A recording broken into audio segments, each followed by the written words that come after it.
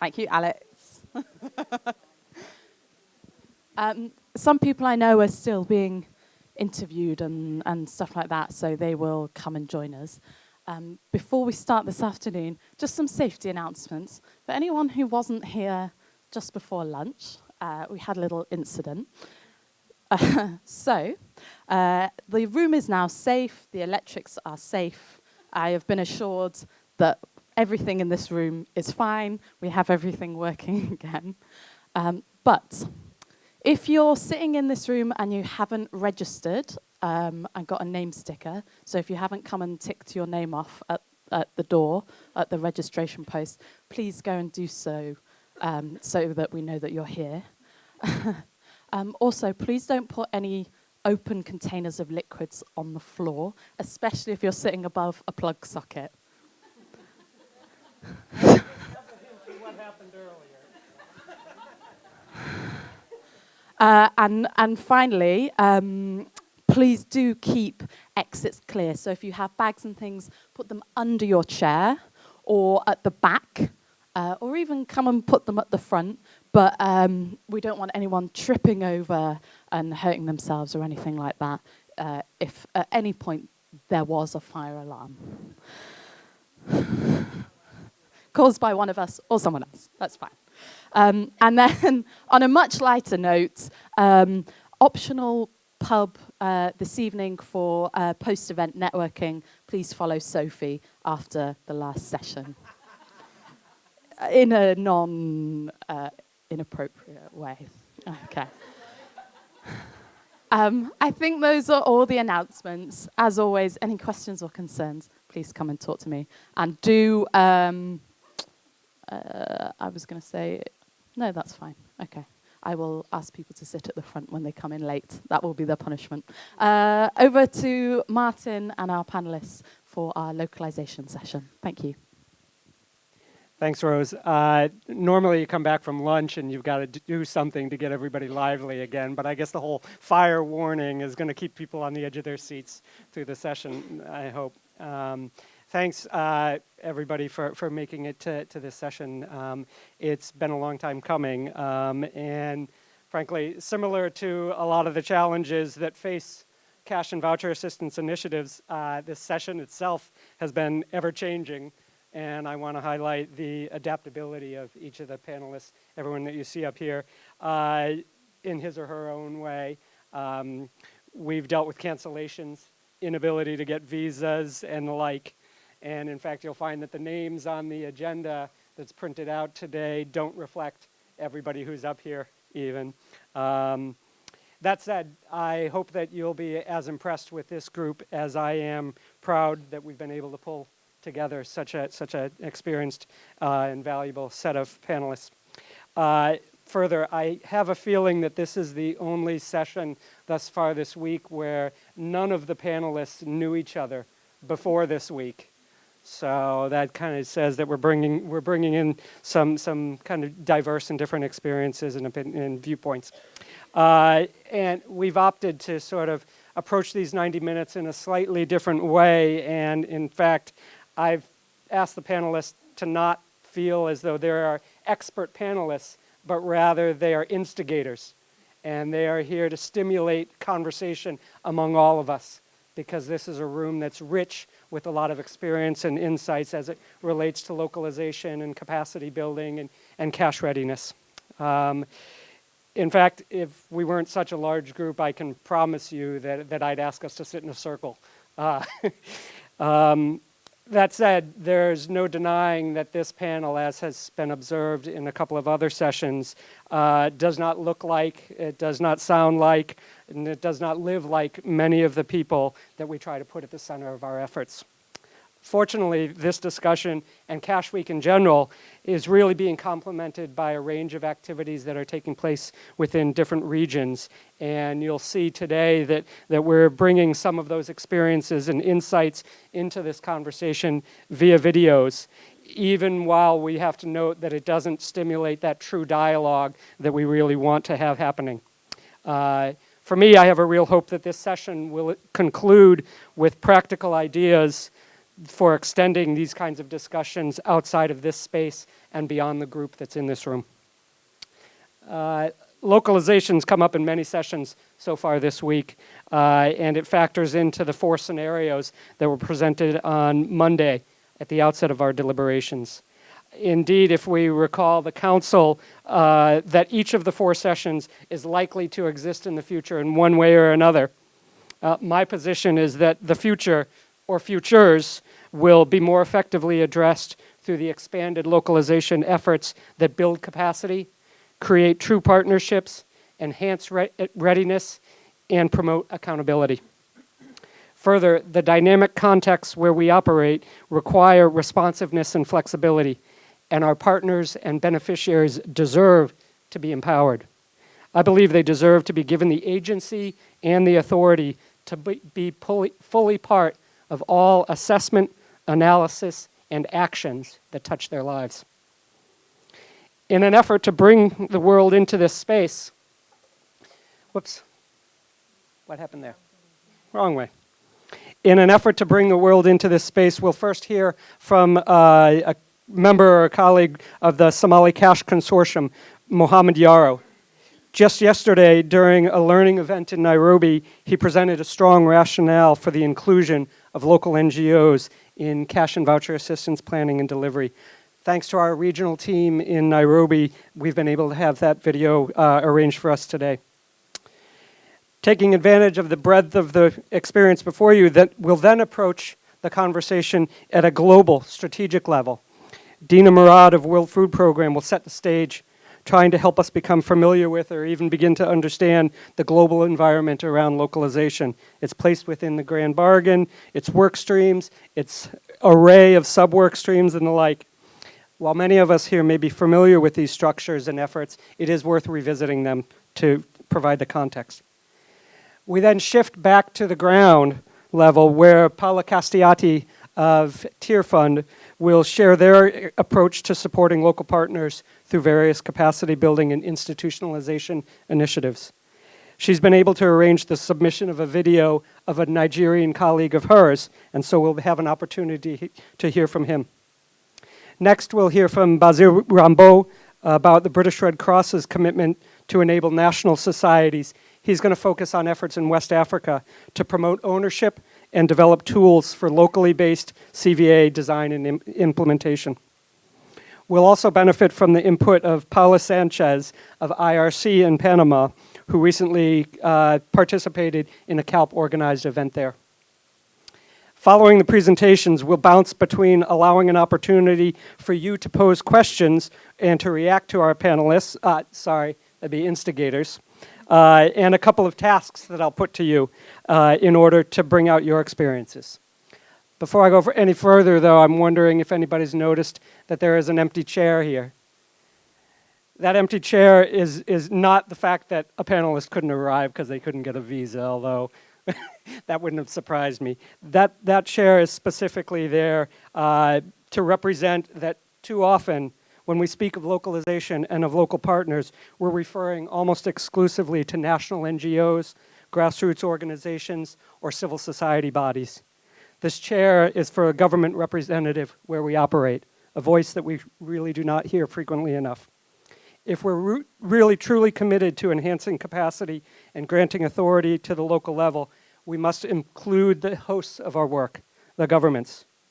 I invite us all to consider how we can more effectively and consistently ensure that they are part of dialogues such as this. All right, I'm a facilitator and a trainer, and I always strive to move things along quickly and to hear from others, and like too often, I've gone on too long. So let's get into it, and let's start by traveling from here to Nairobi and listen to our Somali colleague, Mohammed Yarrow.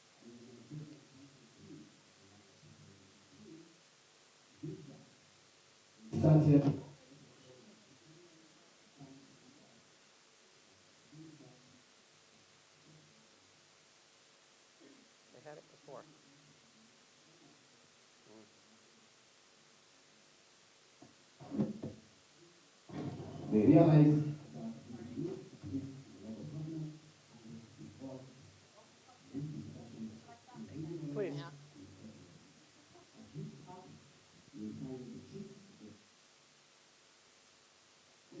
here in most of the stakeholders in civilization. Their issue is civilization. Do they have any visual problem? Then I'm thinking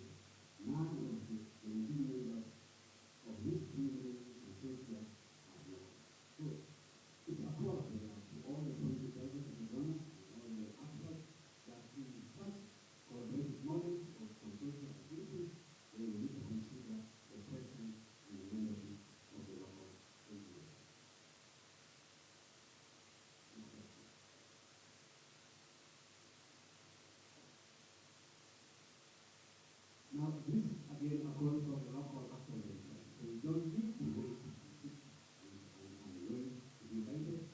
They need to embrace the collaborative approach that is now currently existing. They need to form their consortium, the group, the platform, then ourselves, and also join the existing consortium that are there so that their contribution and their voice can be heard. This is not a hard to move, and we will definitely have our technical assistance.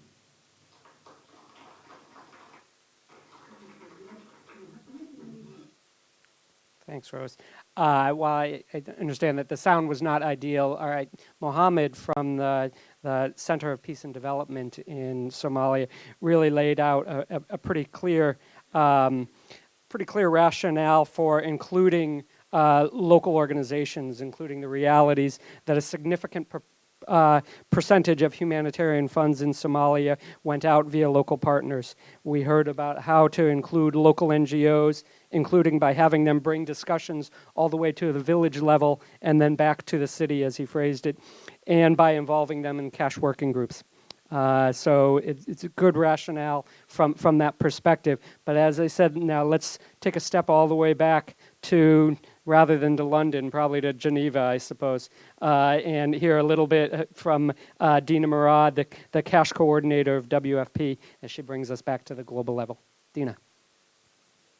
I need to use that microphone. It should be turned on.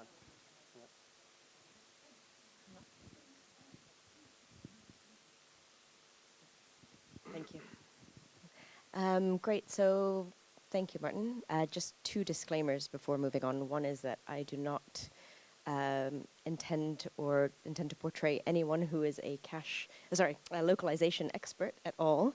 And I am actually here wearing a colleague's hat, and they're the co-leads of the sub-work stream that I will probably get into in a little bit later. But so please note that, or forgive me, I should say. So just actually, Martin, to go back to what you were saying, absolutely, we're just to take a step back and look at it from more of a global level. I think most of you know about the Grand Bargain at this point. I see a lot of familiar faces from the May meeting this year in Rome. But just a brief introduction to those of you who aren't as familiar. But the Grand Bargain was launched in 2016 at the World Humanitarian Summit, and the aim was essentially to improve efficiency and effectiveness of humanitarian aid. And what we've seen through that is that there were 10 commitments that were brought about, and of those 10 commitments we have a work stream on cash, work stream 3, and a work stream on localization, work stream 2. There was an ODI report that was released earlier this year that basically noted that it looked at the commitments of the Grand Bargain, and it noted that the work streams were not actually communicating, and they were quite siloed in their work. So with that, we have been trying to tackle this for a while, and I have to say that it probably took a little bit longer than it should have. And from our meeting in May, the Workstream 3 meeting in May, which is on cash, we sat down and we had a little bit more of a discussion about what our priorities are and what gaps are still there. And it was actually very evident, as it is today and as it's been brought up through this week, that we didn't have a full representation, or not even full. We had a very slight representation of local actors who were participating in the work streams. So from that, actually, what we took away was we needed to have a sub-work stream. Got a work stream, sub-work stream, all of these pieces. But a sub-work stream on local partners and the integration, essentially, of cash and localization. And with that, and as I said, there really has been this gap. In May, we had one local actor who was sitting at the table. Today, if I may say, that I don't think we have any. And throughout the conversations this week, I believe yesterday we noted that through Helene's research, the lack or the sort of lack the challenge was that there was actually no communication with local actors. I think we had a question yesterday during the Geneva-based cash working group around the fact that how are local actors participating in cash working groups, and so these are still gaps in our conversations. So the sub-work stream itself aims to essentially enable that. So put together an enabling environment for more equitable partnerships around cash and voucher assistance, to highlight actually that local actors, and as you said, Martin, are not necessarily just CSOs, NGOs, government, but as our colleague Catherine, you pointed out in May, that private sector as well needs to be included in this umbrella term. And the sub-work stream is providing a space for local actors to move forward towards cash at scale programming, essentially. Two other objectives that have been put together under this sub-work stream is one, to be an interlocutor, as I mentioned earlier, between the localization work stream and the cash work stream. And then to have a knowledge and learning platform on cash and local partnerships. And with that, as I said, I'm here substituting and representing my colleagues who co-lead this. So we have a tri-partnership, one representing donor, so that's the SDC, and an INGO, Oxfam, and a local NGO, and that's the People's Disaster Risk Reduction Network in the Philippines. So this is very nascent. There's a terms of reference that has just been pulled together. I believe the first meeting will be Wednesday, December 18th at 8:30 GMT. So this is a plea to say, please let us know if you are interested. As I said, I'm representing them, so please come and see me in the break and let me know, and I will be happy to pass that information on. And with that, I will pass it over. Thank you. Thank you, Dina. Clearly, since the Grand Bargain and a lot of the efforts and research that's gone on, there is definitely engagement and commitment at the global level towards localization, but that realization that we all strive for is not yet upon us. And so conversations like this, I hope, lead to further action. And so now let's move on to some of the actual actions that are happening on the ground. And let's turn to the experience of International NGO Tier Fund, who implements an approach to strengthening their local partners.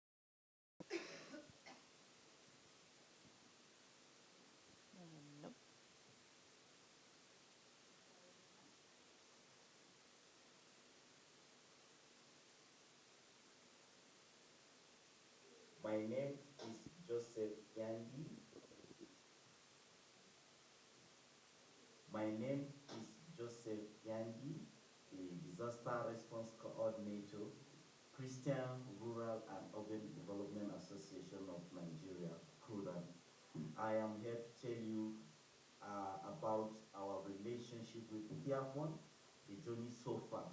Our relationship with Tiafon dated back to 1992, basically on developmental activities.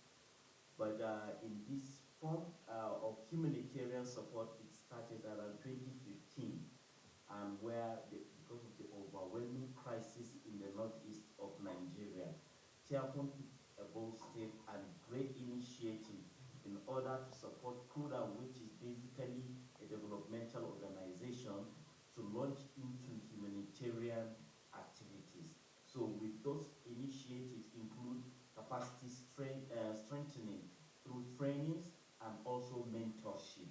Part of the training they did were around security, around sphere standard, and lots more around the humanitarian setup. At the first cycle of 2015, which we launched the intervention, we basically supported our beneficiaries with in-kind support. But in 2016, after conducting an assessment, we discovered cash was the basic thing that people need, and we launched into cash support. And in cash support, we were still having low capacity, but Tiafon supported us in, in providing great support for trainings and also CAF. This has launched us into a very good position to support people in cash. And when we were starting, a lot of people thought it wasn't possible, most especially looking at the focus areas.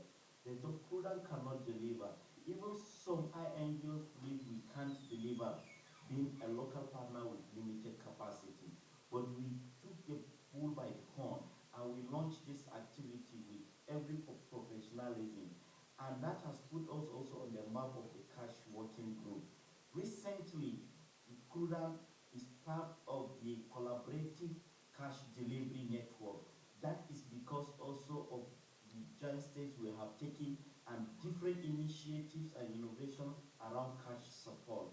And that has not been successful without that cordial relationship, this unique partnership with Tiafon. Even though there are hitches here and there, but we always find a way of solving them because we believe everybody has something, has a capacity to bring on board. And we did that together mutually with great trust. And God helping us, we are able to deliver. That's why we are saying also, the strength of a local partner is great because our ability to know the local dialect, to know the terrain, to know location, because CUDA itself is a network organization, it's a member organization that has a widespread spread. That's why we have great acceptability with different communities. Cash to local partners is a sure way to go. Thank you for listening.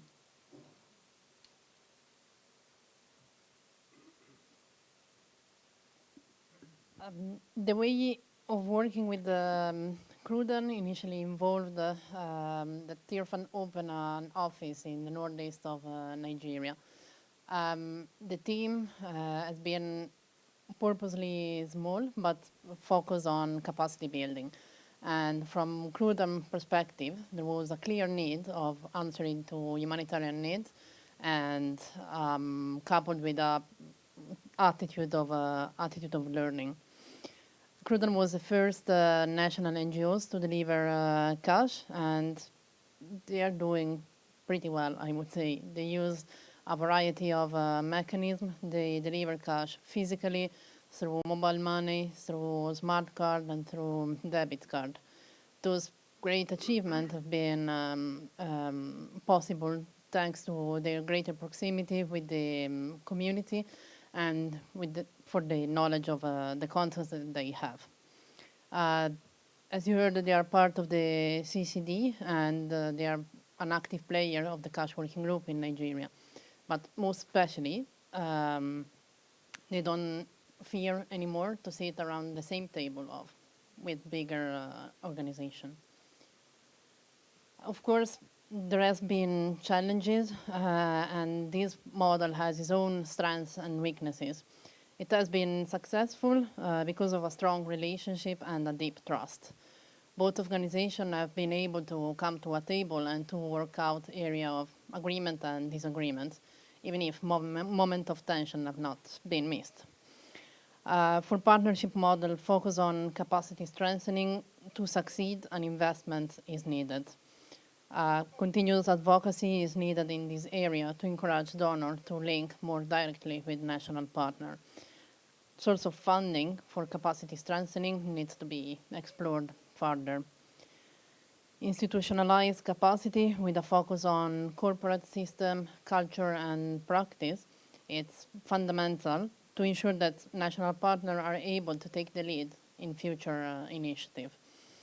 A question remains on how national partners can ensure funds in the long run and how they can retain skilled personnel when they have to compete, since we were speaking of a competitive arena in these days with international NGOs. visibility also play a role. When we work in partnership with national partners, we don't have to forget to give them the chance also to be visible as much as international NGOs are visible. Of course, time is a constraint. Such type of work cannot be done during a normal project cycle fund. And humanitarian actors who are working exclusively during emergency setting, they might not be the best actor to carry out such type of work. However, agencies who only work in longer term programs, they might not have the right humanitarian skill set. Therefore, agencies who kind of have both type of commitment, they most probably are the best one to carry on this type of work. And reaching to an hand, when we work with national partners, we need to be attentive on how fast their capacity is growing. And we have to be able to adapt our support considering on how national partners are improving. Thanks so much, Paola. I think it was especially nice to get the voice of Joseph from Nigeria, so thanks for arranging that as well. The approach and the experience there does offer us some very valuable ideas, some of the lessons learned that she shared at the end, that overall notion of the requirement of real true partnership, demanding compromise and power sharing is crucial. Moving on, we all know the British Red Cross, of course, and many of us are probably familiar with the Cash School and the movement's commitment to building capacity around the world. Basile, the Cash and Markets Technical Advisor for BRC, will talk about that a little bit, but we'll go further into their work with national societies in West Africa. Basile, thank you.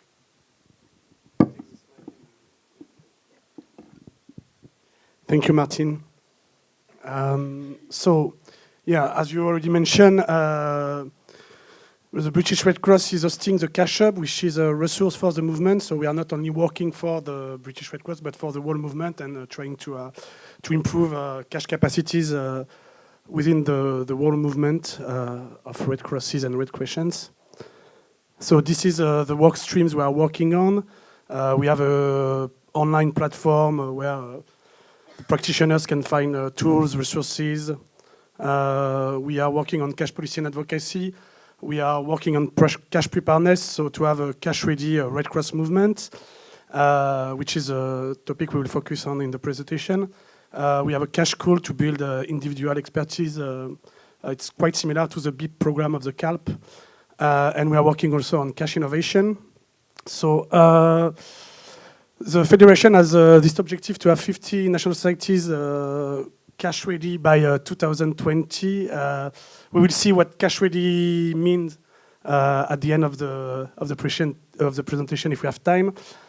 Here in Africa, the British Red Cross has supported the Mali, Burkina Faso, and Niger Red Cross to become cash ready, and we are still supporting them. We are starting a cash preparedness program with Mauritania Red Crescent and Chad Red Cross. So why are we doing this? So it's in line with the global humanitarian strategy. We think that the Sahel is a region that, due to the predictable and chronic crises that they face, we are able to prepare to respond better to those crises. The CVA is more and more used in the region, so I think it's a good timing. Maybe a little bit earlier, it would have been more difficult to convince local actors about the efficiency of CVA because the evidences for the region were quite scarce. Why we are working with those 5 national societies I mentioned, it's because there is a general context where there is a humanitarian relevance to work with them. We also saw that those national societies were committed to change for cash. There were a real buy-in of the national society for this methodology. And also, it's countries where government are facilitating cash, and where there is some solution to deliver cash on the field. So we work around 4 tracks, the 4 parallel tracks that makes national society cash ready. So enabling system is about having an environment that enable cash to be used routinely by the national society. So it's having a leadership that is supporting cash. It's having all the framework documents, key documents of the national society, such as a strategic plan, contingency plans, manual of procedures, and etc. As cash embedded in them, or at least are allowing cash to be used. We work also around program tools, so make sure that national societies have tools adapted to their context and their way of working all along the project cycle and specific to cash. We worked also on the resources and capacity, so there is 2 elements in it, human resources and financial resources. For human resources is making sure that the national society has the skills at different level, from volunteers up to senior management, to promote, conduct, design, implement, monitor CTPs. And for financial resources, well, those national societies are really dependent on their partners from the movement. So it's mainly making sure that those partners, those traditional partners, are considering cash when designing programs, and also are involving the national societies when designing the program, and they are basing their program on the tools, the systems of the national societies. And there is a track around communication and coordination. So for coordination, it's just making sure that the national societies attend the right coordination forums for cash. So it could be cash working group or other initiatives, and that they are a key actor in those forums. That they have they are able to influence other actors and to make their voice being heard. And for communication, it's making sure that the national societies is able to talk about its cash strategy to a wide range of actors, from potential donors to even internally to other departments of the national society, making sure that everybody is on board with this modality, which could be quite new for them. Yeah, just a few things here. So, British Red Cross, we didn't open new offices in the countries we are working with, because we think that what they need is just technical assistance and funding also to conduct all those preparedness activity. But yeah, we didn't want to they are already overloaded with all different reporting systems from all the partners that they have. So yeah, we didn't open a new office in the countries. That's why we are working with other partners that have a longer term strategy in the countries where we are working, like the French and the Belgium Red Cross, who are partnering with us on this cash preparedness program. Yeah, as I said, we first made sure that there is a buy-in of the program by the national societies. We are making sure that the national societies are leading and implementing this program.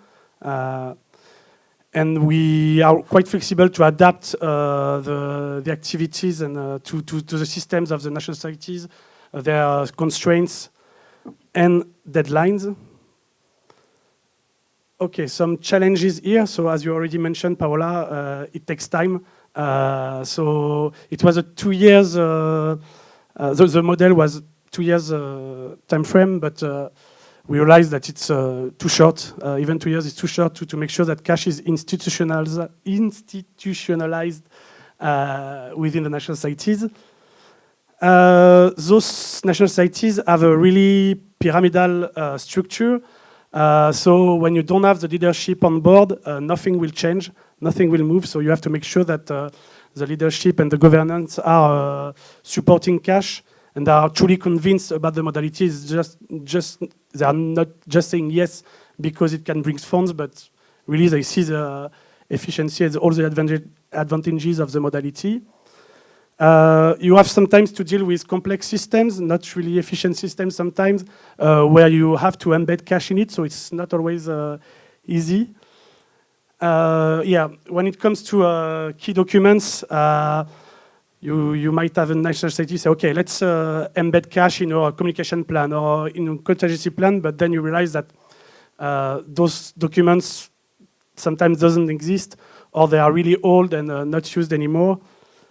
Lack of resources is also a challenge you mentioned as well. How to the salaries that the national societies are offering are often less than the international organization. So when you build the capacity of some staffs, it's difficult to maintain them. And also,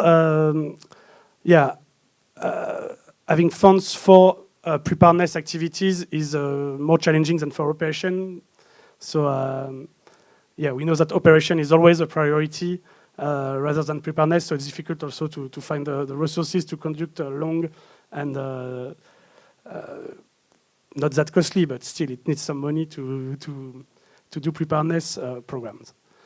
This is specific for the Sahel, but the coverage of FSP in the Sahel is quite poor. It's difficult to have like national actors who have a good coverage of the whole country. So you have to work with several FSPs depending on the region, departments you are working on. So it's a constraint for having a global agreement with those FSPs. Some opportunities. The fact that it's pyramidal can also be an opportunity, because when you have the leadership on board, then everything moves quite easily. So this is the city of Calp. This is the first image you find when you Google Calp on a Google image. So I put this one. So yeah, having the Calp in the region is a good opportunity as well. For instance, the cash coordinator of the Niger Red Cross is participating to the BIP program. The Malian Red Cross is doing a case study on cash and gender in collaboration with the CALP. And there is an active cash working group in Niger and Mali, where the national societies are well represented.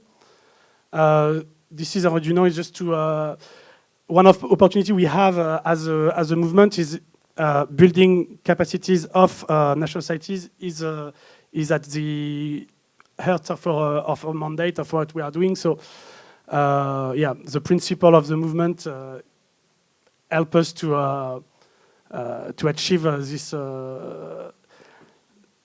this program, and also we don't have the choice. We have to work with the national societies, and we cannot, if they don't have the capacities, we cannot say, okay, let's work with another actor. No, we have to build the capacities of the local national society.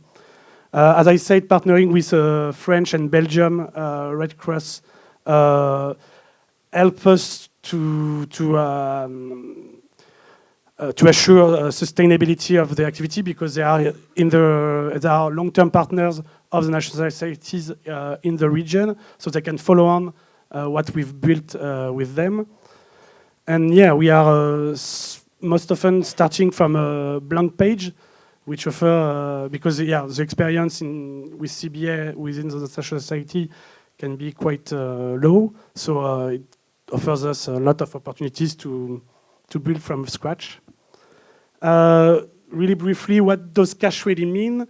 So far, we were only looking at where the national societies were alongside the 4 tracks that I presented earlier. So this is an example of a baseline and line from one national society.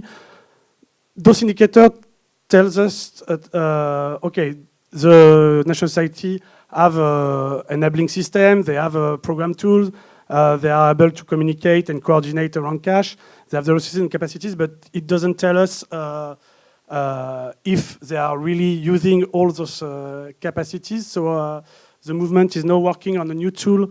We will look more at outcome level of those preparedness program.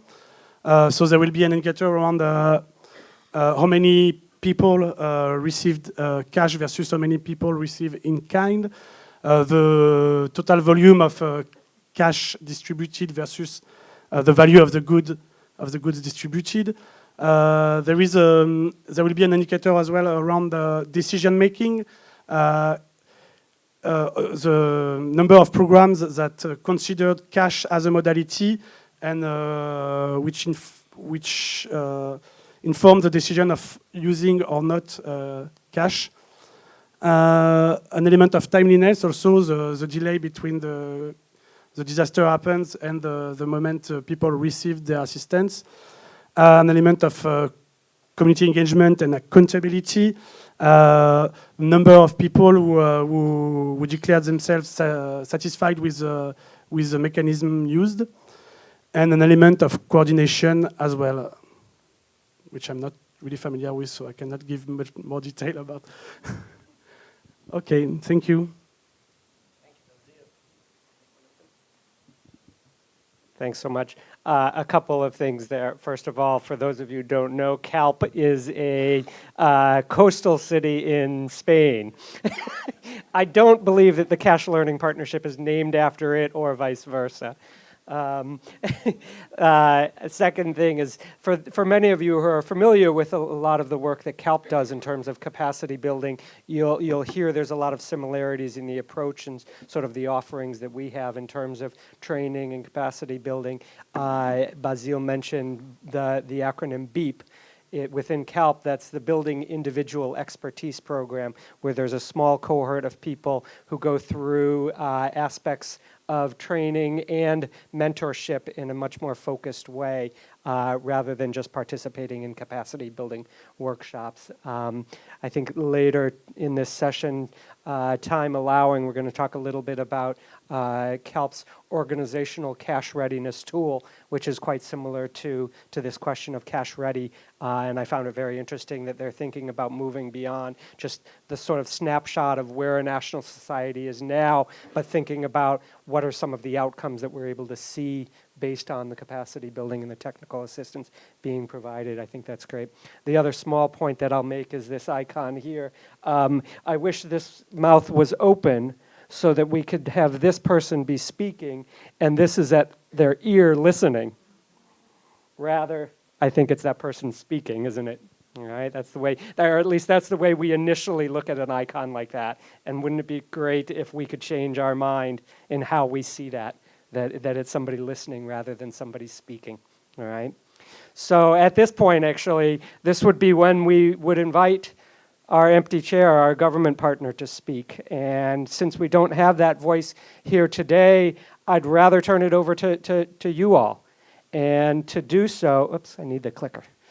To do so, I'd like to set up a couple of, the idea of buzz groups. If you're familiar with the idea of buzz groups, that's just 2 or 3 of you that are sitting next to each other, have a small conversation for about 2 or 3 minutes. So if you're on that side of the room, take a look at the question on the left. What are the benefits of engaging with governments in ways similar to those outlined by Paula and Basile? All right? If you're on this side of the room, talk with a couple of people around you and try to identify what are some of the most significant obstacles to partnering with governments in some of the ways that we might work with local NGOs or local partners. Okay, let's take a couple of minutes and have that conversation. For those of you who are watching live stream, I encourage you to have the same conversation with whoever you're with.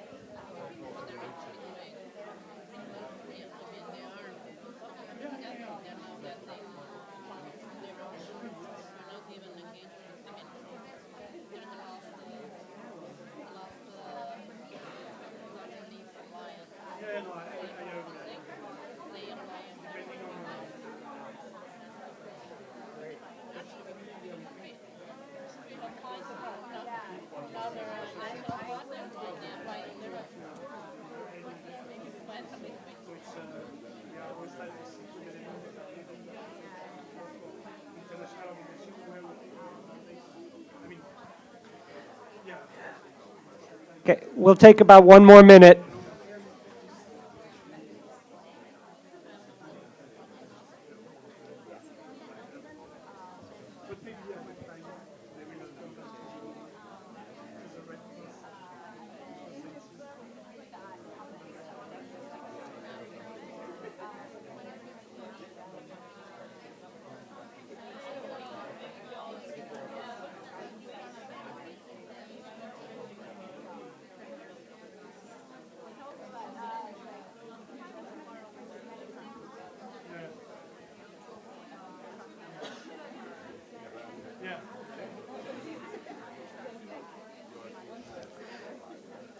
Okay, why don't we try to come back together, please?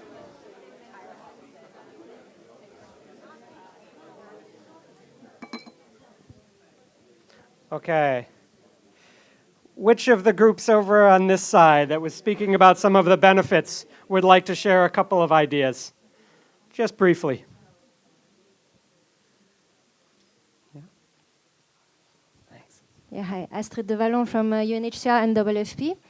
We say that the benefits of engaging with the government, for instance, when it relates to cash purchases, trying to link with what the government does in terms of social protection and social benefit, and what we are learning, for instance, in the relationship with the financial service provider and the risks that can take place, which I will explain in the next session, can actually be of benefit for governments who are also recurring to financial service provider and sometimes sometimes have one single contract with one service provider, who can then maybe abuse also the 10,000 of teachers who are paid every month by this one. So engaging to share the learning and the risks that we have identified, and maybe learning from their long experiences. So if they have a social protection system in place for a long time, on how they do complaints and feedback mechanism at their level, so that we can also learn from that. Great, thanks. Any other groups want to share something? Alexander? Thanks. I'm Alex, ICRC. So I think when we say governments, maybe we could have be a bit more specific. Are we talking about national governments, or are we talking about, like, local authorities? Because in many places where we work, you don't have just one single entity that controls the whole territory. We might be dealing with, the de facto authority might be an armed group. So do we negotiate? Do we discuss with them? So that's a point that maybe we should take into consideration. And then in terms of benefits, I like the point mentioned by Astrid earlier. Social protection, but also paving the way for an exit strategy. And we know it's often shortcomings of particularly the multi-purpose cash that we implement. It's very expensive. So if we do want the national government to at some point take over that financial burden, because it's very expensive, we should engage with them from an early stage. And I think, for example, if we're establishing a cash working group, if we invite somebody from the government, whether it's Ministry of Social Affairs or a representative from the government in the cash working group, to better understand, okay, these are humanitarian cash transfer, and there is a very natural link with social protection schemes. Great, thanks. One more? Anyone else over here? No? Okay. Let's move over to this side. Yeah? What were some of the obstacles? Key and significant obstacles. Who would like to share? It looks like there's a debate going on up front. Francesca, I'm calling you. Oh, we've got somebody in the back. I can't see who's back there. Apologies, I'm in the middle of a coughing spree. But we both happen to have just talked about, been discussing Colombia. So we were talking about the migrant crisis there. And I think that one of the most significant obstacles there, we were talking about the cash working group, is finding the right interlocutor, firstly in the government. So for example, there, the coordination body for the crisis that the cash working group sits under is in the disaster response, but that's not the migration department. So first of all, who are you actually partnering with? And then also, in terms of the capacities, where do you find those capacities? So obviously South America has an enormous cash capacity, but do they understand their capacity in the same way that we understand their capacity, for example? So are we still talking the same language? And I think also there's a bit of an interlocutor question. So as well, I think there's for the UN, I work for WFP. For WFP, it's obvious that that significant obstacles would be more around technical discussions and partnership, but I think there's also a question for NGOs. Do NGOs want to partner with governments? And that's also an obstacle that each organization has to reflect upon. Any other groups? Yeah, Krister. Yeah. So an obstacle would be around maintaining and holding the humanitarian principles. I've just found the code of conduct, and number 3 is aid will not be used to further a particular political or religious standpoint, which can be a challenge when engaging with governments. They are inherently political, at least at a certain level. Fair observation. Anything from the front row? Francesca?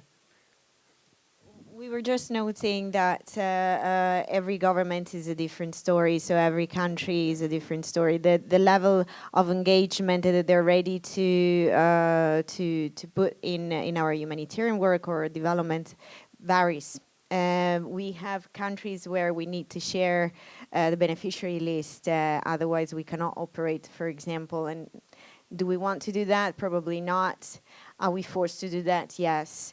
Then other points where that there is also interest from their side to engage, and sometimes our very staff moves from our organization to the government, and that's where we can actually really cross-fertilize and instill the humanitarian principles. So it's a good thing when the government poaches our own staff.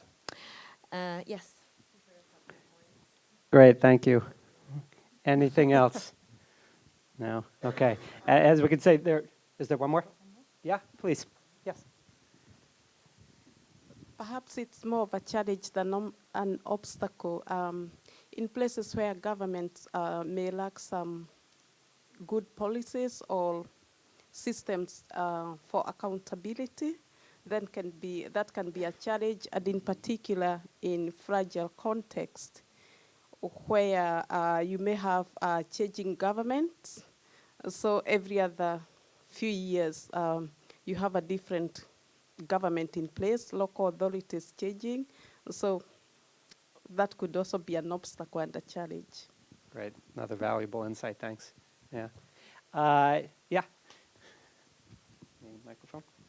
I actually want to speak out on some of the tweets that are coming through, because I think there's one or two very interesting sort of comments on here.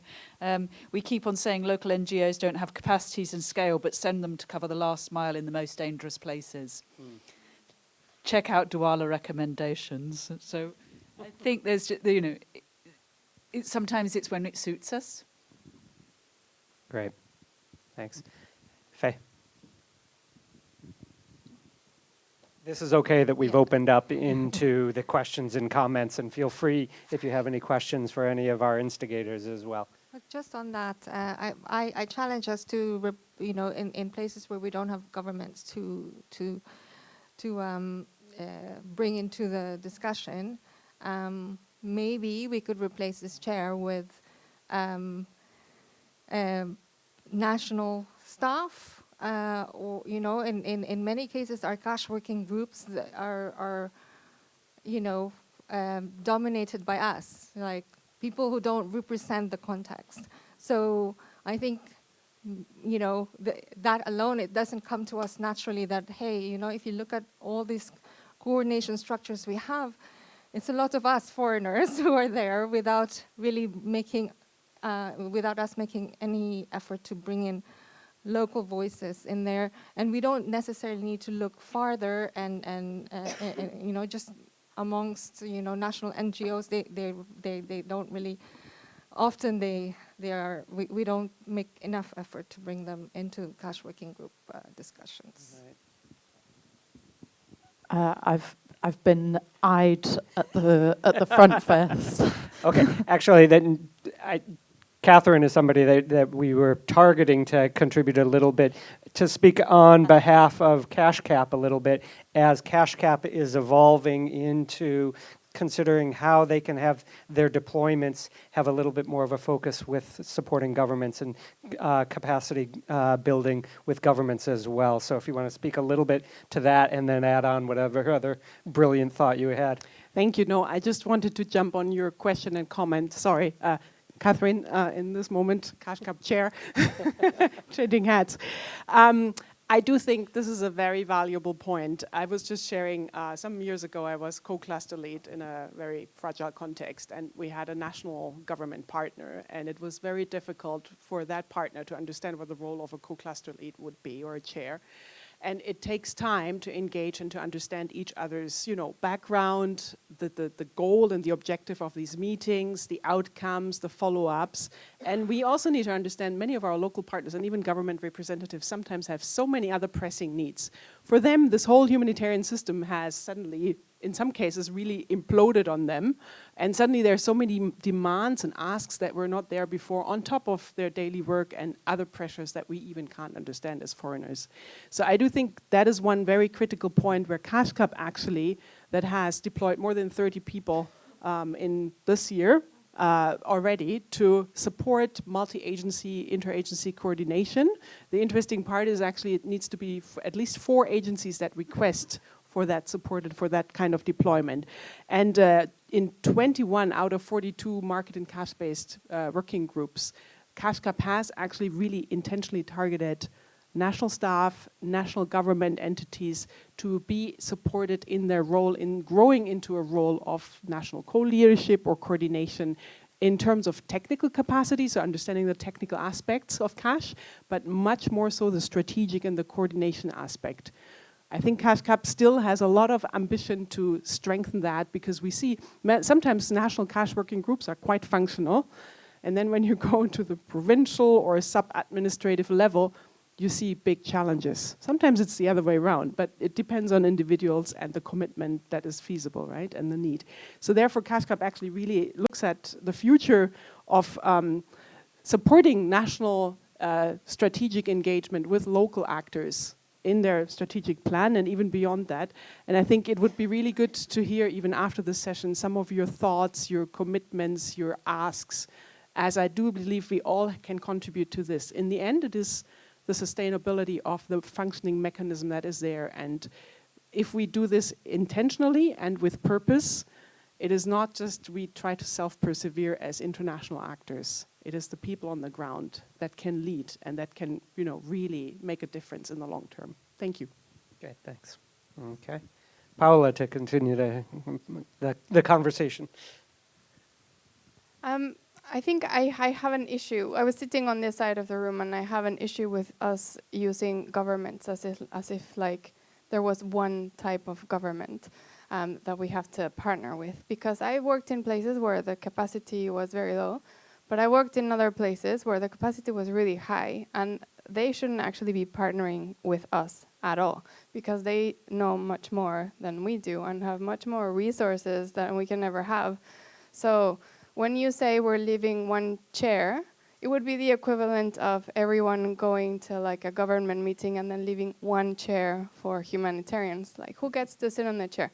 The Red Cross or NGOs, the UN, which UN agency? So I think it's good that we ask ourselves these questions, but we should perhaps be a bit more humble and have the conversation in terms of when is it that we're actually adding value, right? In cases where the government already has a lot of capacity. So, I don't know, supporting the government of Jordan into developing digital payments.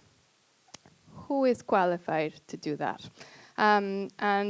Should we always try and partner with the government, or should we perhaps recognize that in some cases we're better off not even being there, and perhaps providing the technical expertise that they need or not, or maybe just even the funding that we got from somewhere else. So for those of us who were working with the Red Cross, for example, when there was this massive disaster in Japan, this should probably resonate quite highly, because there's nothing we could teach them that they didn't know. Actually, we learned from them, so all we could do was give them the money. So I wonder if our conversation needs to evolve into a bit more sophistication as the places where we work in are becoming more and more towards the middle income side of the room. I think it's a fair observation and an extension of Alexander's idea earlier. So, no? Okay. Thank you. Well, for me, it was more of a remark as well on link to what Paola just said. I think we need to be really careful with the way we are speaking about localization and capacity building, because it can be looked as very patronizing, and we need to be really careful with that. And I really like the fact that during the video from the Crudan NGO in North Nigeria, it was raised that actually they have a lot to bring to us. And I think in terms of context understanding, as he mentioned, in terms of ability to link with communities, access. I mean, there are so many things that we need as international actors that we really need to engage in that way, and I hope that's what we try to do. Thank you. Again, a very fair point, and Paola, I might ask you to share with everyone a little bit what you were saying to me about Crudan and where they are now and their status and what they're applying for and the like.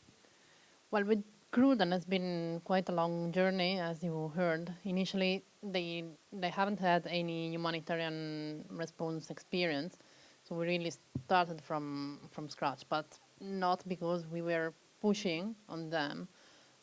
but it was their demand to respond to the need that they saw on the ground.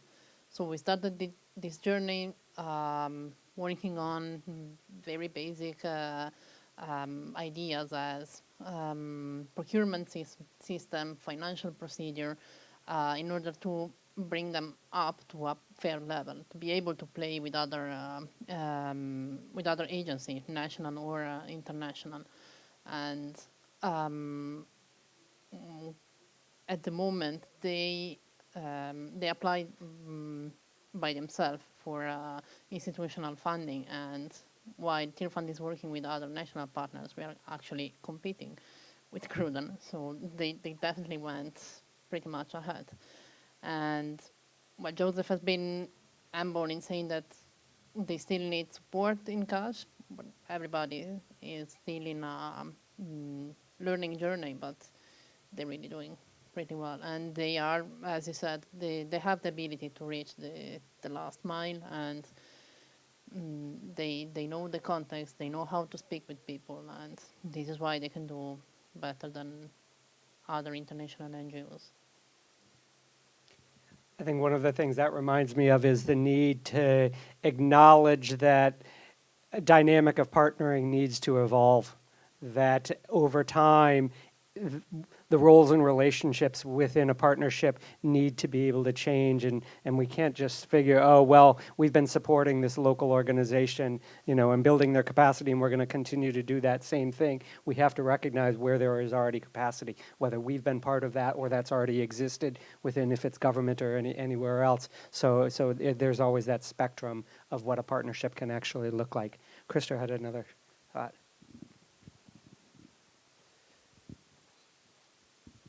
So I wonder if you have ever done a substantial survey or mapping to clarify the barriers for local organizations to engage in more cash. To my awareness, we haven't. We have the OCAT, which is more like our perception of cash readiness, but I think it could be useful to know what do the local organization actually think, what are their barriers, what are preventing them to do more cash. And that would be the starting point for us to take action. Great, I think that's an insightful point and recommendation for a next step as well. I saw that Claudia had.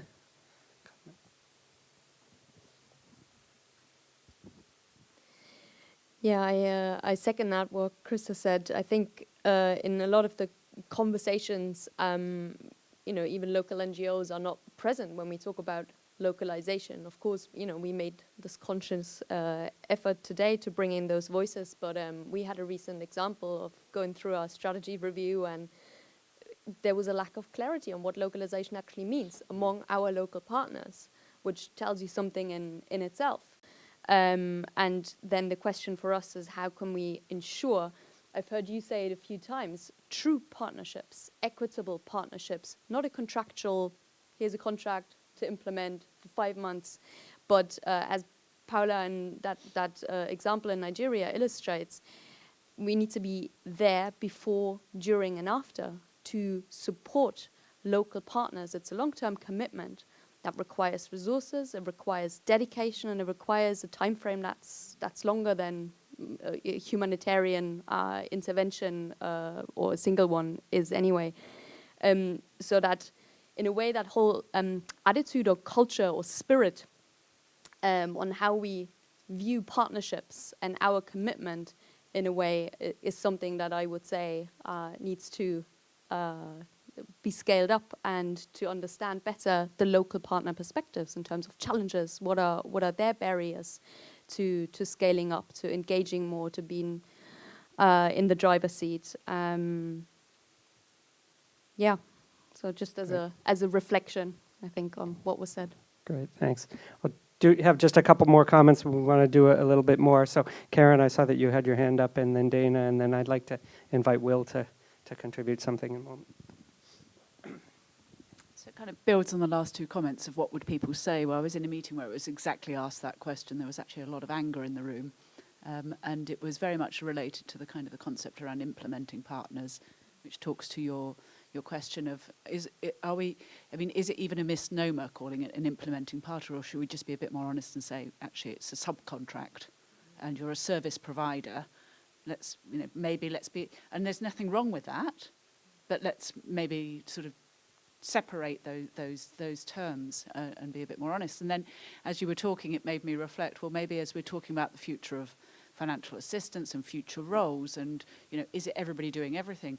Maybe there's sometimes a place for separating and trying to think, well, actually not every agency needs to try and be a brilliant agency working with and developing capacities.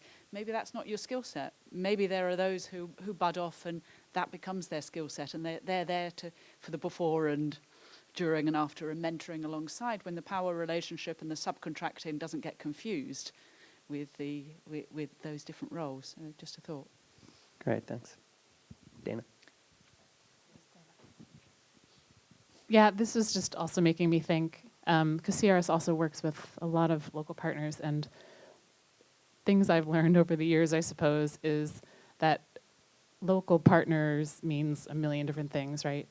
And even local NGOs. So I remember being in Haiti, and we were like supporting, kind of similar to what you were describing, and having a conversation at one point, and they were like, we don't actually want to ever be able to access USAID funding directly.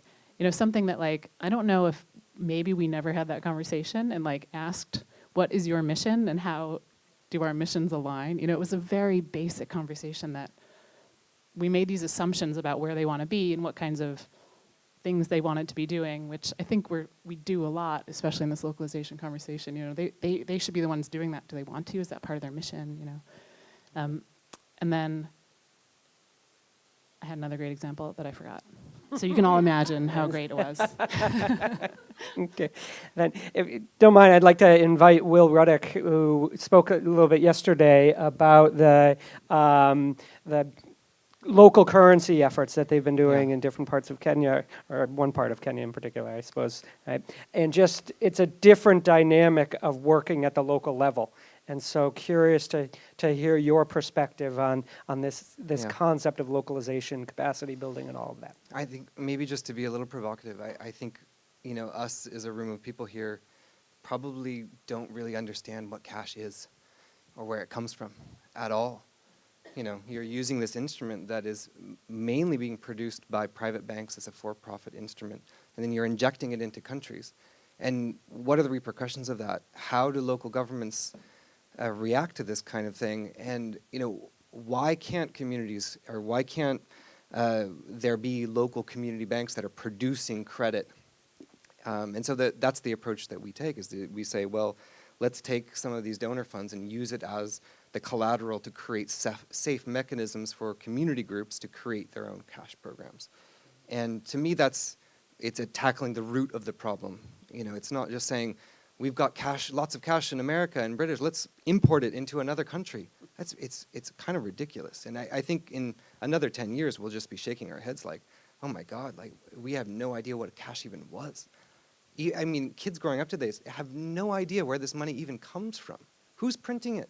Where does it all come? Right now, we're living this exponential curve where we're minting 7% more cash every single year. And why are we doing this? Why are we allowing private banks to issue dollars on our behalf for profit? And then we're distributing it out to countries that don't have cash. It's totally ridiculous. The whole system is totally ridiculous.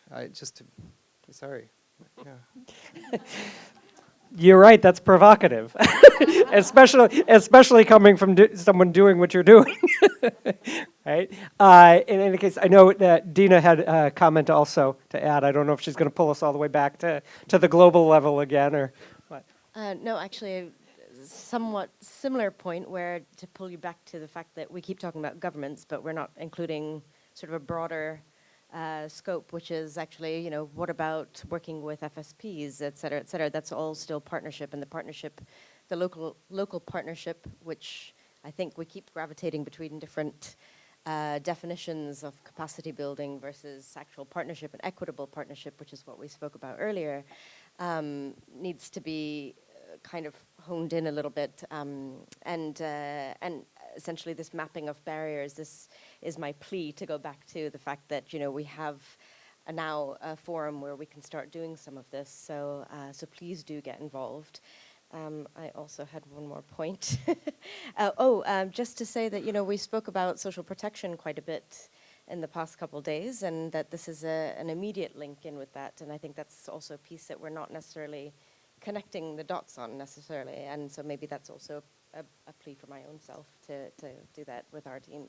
That's right. I think that was one of the initial comments. Social protection came up, and then it sort of got passed on to other things. All right. Okay. We've got 6 more minutes, and we've got 3 more hands. I'll go ahead and accept the 3 more hands, and then we'll figure out how we're going to deal with the 6 minutes. Go ahead, Julie. Shall I come to Haroon first, Sure. and then Julie, and then... You're in charge, Rose. Great. Hi, everyone. Haroon from Islamic Relief. I think we've touched on a lot of different ideas around localization and local partners, but one of the areas I find that as a sector we're not really investing is our national kind of organizations. Let's say, for example, you have your HQ in the UK and you have your national office, but what I don't see is so much capacity building on the national offices themselves, because they're not really a local partner and they're not really, the national office either. So I think maybe that's an area that we could look at a bit more. In terms of my own organization, we work in like 29 countries, I think. And over the years, we've built our capacity through our national offices. So we've historically always been a directly implementing organization. And as we built our capacity in countries like Sudan and Somalia and Pakistan, we used the staff from those offices to become like head of programs or country directors or finance managers in other offices. So essentially, it's not really localization, but at the same time, it is a different approach. Like I don't think we have any Europeans or Americans or British people who are in senior management positions in any of our offices. So I just thought I'd share that. It's a different perspective. Takes a concentrated effort. Thank you. I think mentioning social protection at the end there brought home to me a point that maybe we haven't looked at quite carefully enough here, which is that we've agreed that localization is going to mean different things in different contexts. And I think one of the reasons we want to see localization is that we want to see ownership. Sometimes we want to see ownership of an idea that's quite external, quite foreign. But what we've learned in the social protection world is that there can be ownership, and really quite genuine ownership, I think, but it takes a really long time. And there will be capacity building, and there will be new systems, and there will be new registries, and there will be exposure. So you're looking at 10, 15, 20 years, even with a fairly peaceful context and systems which have potential that aren't being developed from scratch. So, so I think long term, understanding that ownership will change in translation, but that we all ultimately want to see better policies, better programs with better results. Thanks, Julie.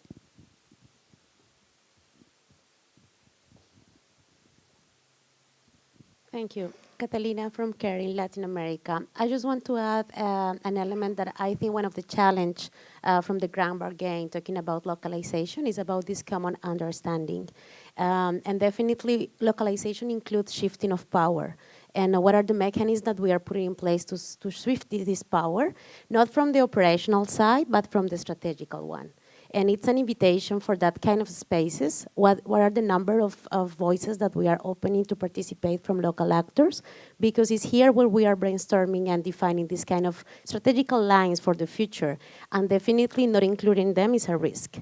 So just to give you an example in how we are trying to move forward in this localization, there is also, that implies also a gender perspective and how we are including that aspect in localization. So we are right now, for example, working with women organizations in the field that are already fighting to prevent gender-based violence and including CRASH as a mechanism to prevent gender-based violence. So it's something that definitely they have less like value add for the cash component and no from the opposite side. So how we can valorize and identify the value add that they are providing to the spectrum and not trying to form humanitarian organization at the local level because maybe it's not in their agenda. So understand better what is the agenda and how we can be complementary. quite poignant as a closing remark too. Thank you. That's wonderful. I think knowing that our time is very short, wanted to touch a little bit on some ideas of thinking what are next steps. We know that we're not anywhere where we'd like to be in terms of the notion of localization, and even the perspectives of what we mean by localization. I think there's been some very great insights here. Some of you may be familiar, I won't go into this, and I think this could be a next step, sort of as Basile outlined their tool. CALP has prepared an organizational cash readiness tool that's been available to organizations to conduct a self-assessment of their own cash readiness. For about 2.5 years it's been available, and it looks at 4 different areas, somewhat similar to as the British Red Cross.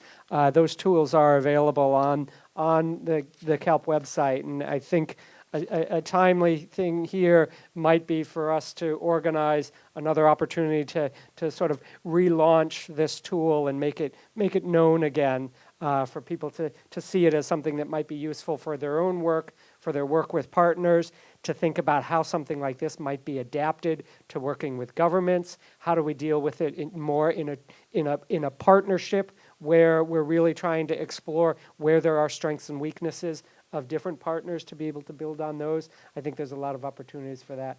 That's the makeup of the tool itself, instructions and a process guide. The 4 categories have a total of, I think it's 14 criteria within those. Okay? And the question of what's next. So I think I just flagged one. I think that Krister's idea of some sort of survey of local organizations and what they perceive as barriers to getting more involved in cash, I think that would be an interesting bit of research to explore as well. I think, as always, we need to think about how can we bring this kind of conversation away from London, away from Geneva, but to regional level, to the country level, and have those conversations. And so maybe there's some means of thinking about what sort of template or toolkit is there that can be used to facilitate those meetings and gather some further insights. So I hope those are the kinds of things that we can be moving forward. Again, I think to close now, I'd like to, again, thank our instigators. Clearly, it did lead into a lot of great conversations and discussion points. Thanks to everybody that we've heard today. Also to the contributions that came from regional offices and from our partner organizations, or whatever we shall call Croudan is with such stature. In any case, I think a lot of what we've been talking about too is this notion of partnership, which is going to lead right into the session that we're going to be having after break as well. So look forward to having everybody back here after break. Thank you all very much.